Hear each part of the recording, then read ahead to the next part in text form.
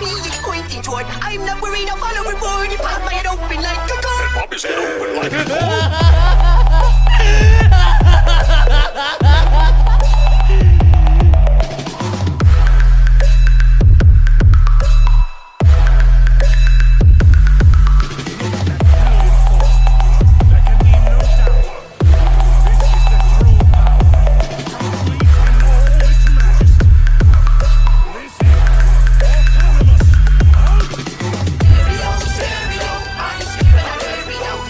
इस एपिसोड की स्टार्टिंग में हम देखते हैं ग्रैंड प्रीस्ट को।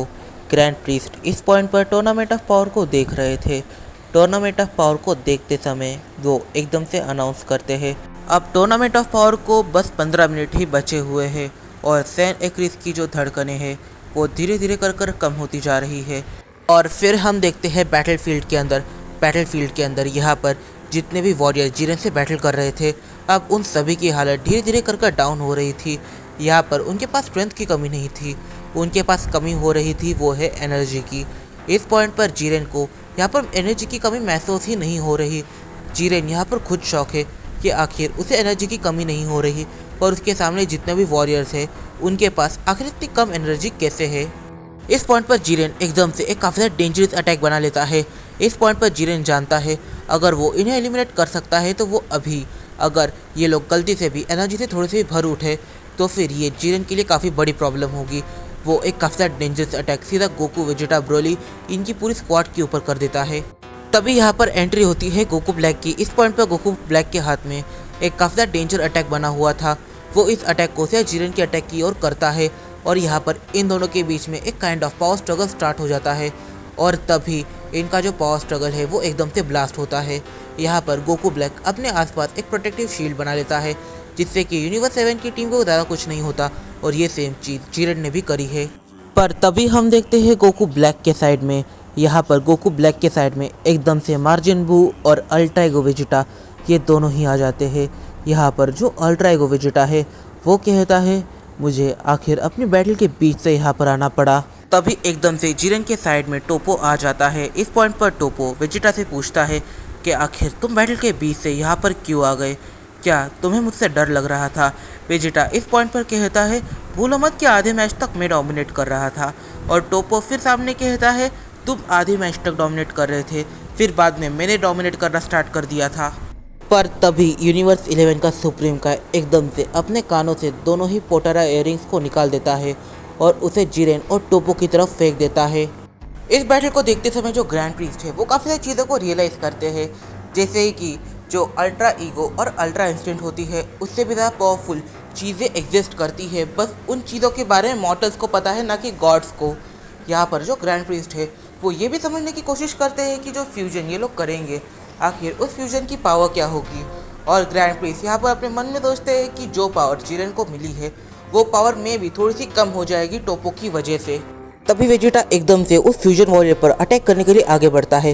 वेजिटा गोकू ब्लैक और यहाँ पर मार्जिन बू से कहता है तुम्हें बीच में आने की कोई भी ज़रूरत नहीं है, मैं अकेले उससे निपटूंगा। इन दोनों की ही जो बैटल है वो स्टार्ट हो जाती है। इन दोनों की इस बैटल में हम देखते हैं जो वेजिटा है वो अपनी हकाई का काफ़ी अच्छे से यूज़ करने लग जाता है पहले से भी। यहाँ पर जो टोपो है जो अभी टोरेंट फ्यूजन का यूज़ कर रहा है वो इस चीज़ को देखकर शॉक है। वो इस पॉइंट पर सोचता है कि वेजिटा उसे काफ़ी लंबे टाइम पहले ही एलिमिनेट कर देता अगर वो पहले ऐसी बैटल करता तो। पहले तो टोरेन वेजिटा से काफ़ी ज़्यादा ओवर पावर्ड था, बट बैटल के दौरान जो टोरेन की पावर है वो एकदम से नीचे गिरने लग जाती है। इस पॉइंट पर टोरेन को भी ये समझ नहीं आ रहा था कि यहाँ पर क्या हुआ। अगर देखा जाए तो टोरेन को ये भी नहीं पता कि उसके पावर का सोर्स आखिर है क्या। इनकी इस बैटल को यहाँ पर जो ग्रैंड प्रीस्ट है वो देख रहे थे। ग्रैंड प्रीस्ट यहाँ पर कहते हैं जैसा मैंने प्रेडिक्ट किया वैसी ही सिचुएशन आ गई। अभी जो टोपो ने जिरेन के साथ फ्यूज़ किया है उस वजह से जिरेन की डेमोनिक पावर अभी जा रही है। और तभी ग्रैंड प्रीस्ट एकदम से अपने स्टाफ को ओपन करते हैं और उसके अंदर एक स्पेल मारते हैं। इस पॉइंट तक जो टोरेन है वो यहाँ पर वेजिटा से हार रहा था, पर एकदम से उसे एक पावर बूस्ट का फील आता है और वो यहाँ पर देख पाता है कि अब उसके पावर में काफ़ी ज़्यादा चेंज आ चुका है और वो अब अपनी उस एनर्जी को जो वो पहले सेंस कर पा रहा था अब वो फिर एक बार सेंस कर पाता है। पहले वो वेजिटा के सामने काफ़ी स्ट्रगल कर रहा था और दूसरे साइड इकरिस इन सभी की बैटल को देख रहा था। इकरिस के माइंड में काफ़ी सारी अलग अलग चीज़ें आ रही थी। वो इनकी बैटल से कुछ सीखने की कोशिश तो कर ही रहा था, और साथ में वो इनके बैटल फॉर्म को समझने की कोशिश भी कर रहा था। वो नोटिस करता है कि गोकू, वेजिटा और ब्रोली इन तीनों के चेहरे पर मोस्ट ऑफ द टाइम बस उसने सीरियस नेचर को ही देखा है। ब्रोली थोड़ी देर के लिए मैड हुआ था, फिर बाद में वो खुद भी कंट्रोल में आ गया। ये चीज़ ब्रोली के साथ टूर्नामेंट ऑफ पावर में 2-3 बार हो चुकी है। यहाँ पर एक्रिस ये समझ नहीं पा रहा कि आखिर उसके डैड और गोकू वेजिटा क्या छुपा रहे हैं। और मोस्ट इम्पॉर्टेंट बात, यहाँ पर एक्रिस समझ चुका है कि जिरेन की ये पावर्स खुद की नहीं है। एक्रिस जान चुका है कि जिरेन यहाँ पर वीक नहीं है, पर उसकी पावर इतनी ज़्यादा भी नहीं है। वो पहले तो गोकू के सामने ही काफ़ी ज़्यादा स्ट्रगल कर रहा था, और तब जब उसे एक पावर बूस्ट मिला तब वो ऐसे यहाँ पर शॉक होता है जैसे कि वो पहले टाइम ये सारी चीज़ें सेंस कर रहा हो।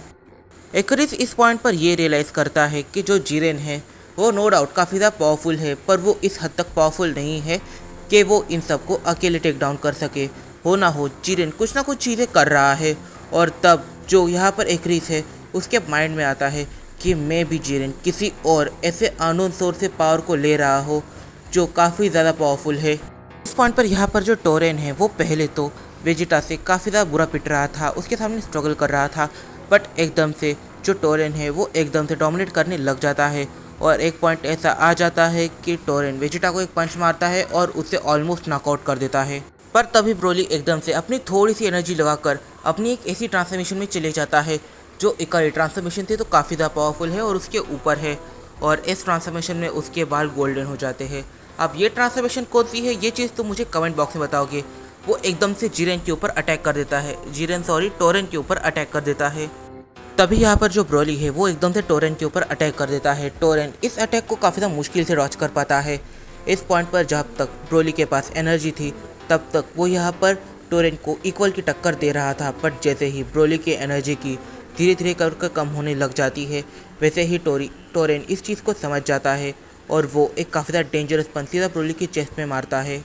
इस पॉइंट पर जो ब्रोली है वो एकदम से वहाँ पर गिरता है जहाँ पर गोकू, वेजिटा और काफ़ी सारे यूनिवर्स 7 के वॉरियर थके पड़े हुए थे। वो ठीक से उठ भी नहीं पा रहे थे, और जब ब्रोली वहाँ पर एकदम से गिरता है उनके नीचे की ज़मीन पूरी तरीके से तबाह हो जाती है, और अब वो लोग एकदम से वर्ल्ड में गिर रहे थे। इस पॉइंट पर एक्रिस पूरी तरीके से अनकॉन्शियस हो जाता है, जहाँ पर गोकू, वेजिटा, ब्रोली ये तीनों अपनी पूरी पावर दिखाना चाहिए थे। वो तब वहाँ पर अपनी पूरी पावर्स को नहीं दिखा पाते, और वो अपनी पूरी पावर्स को दिखाने से पहले ही एलिमिनेट हो रहे थे। सबसे पहले मैं माफ़ी मांगना चाहूँगा कि वीडियो पूरी 2 दिन लेट हो चुकी है। इसके पीछे काफ़ी बड़ा रीज़न है। असल में जो हमारा फ्यूजन वॉरियर होने वाला था टोरेन, उसका डिज़ाइन काफ़ी ज़्यादा अलग होने वाला था, बट फिर जब मैंने राइटर से बात करी तब राइटर को वो डिज़ाइन पसंद नहीं आया, और थोड़ा बहुत उस डिज़ाइन को देखने के बाद मुझे भी लगा कि टोरेन के लिए ये डिज़ाइन अच्छा नहीं रहेगा। इस वजह से हमने टोरेन के डिज़ाइन को टाइम पर चेंज करने का डिसाइड किया, और उसके सेकंड डिज़ाइन को क्रिएट करने के लिए मुझे थोड़ा सा टाइम ज़्यादा लग गया। इस वजह से मैं बीच में वीडियो अपलोड नहीं कर पाया। I am so sorry. इस पॉइंट पर इस वीडियो में काफ़ी सारे सवाल निकल के आते हैं, जैसे कि आखिर गोकू, वेजिटा, ब्रोली क्या ये वाकई में एलिमिनेट होने वाले हैं। यहाँ पर जो एक्रिस है उसकी हालत काफ़ी ज़्यादा डेंजर है, तो क्या यूनिवर्स 11 बैटल को जीत चुका है।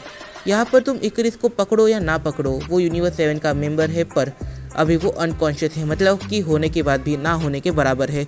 इस पॉइंट पर इस वीडियो में काफ़ी सारे सवाल निकल के आते हैं, तो इन फैसलों को जो हम जानेंगे अपने आने वाले कुछ वीडियो में। तब तक के लिए बाय बाय। अगर तुम्हें ये वीडियो पसंद आई है तो वीडियो को जाकर कर देना लाइक, चैनल पर नए हो तो चैनल को भी कर देना सब्सक्राइब। तो मिलते हैं अपनी अगली वीडियो में, तब तक के लिए बाय बाय। पर एक्रिस ने यहाँ पर यह कहा है कि उसके डैड और गोकू, वेजिटा ये तीनों ही उनके ट्रू पावर्स को होल्ड बैक कर रहे हैं। तो आखिर इसके पीछे क्या रीज़न हो सकता है, और क्या वो वाकई में अपनी पावर्स को होल्ड बैक कर रहे हैं। तो इन सारे सवालों के जवाब हम जानेंगे अपने आने वाले कुछ वीडियो में। तब तक के लिए बाय बाय। अगर तुम्हें वीडियो पसंद आई है तो वीडियो को कर देना लाइक, चैनल पर नए हो तो चैनल को भी कर देना सब्सक्राइब। तो मिलते हैं अपनी अगली वीडियो में।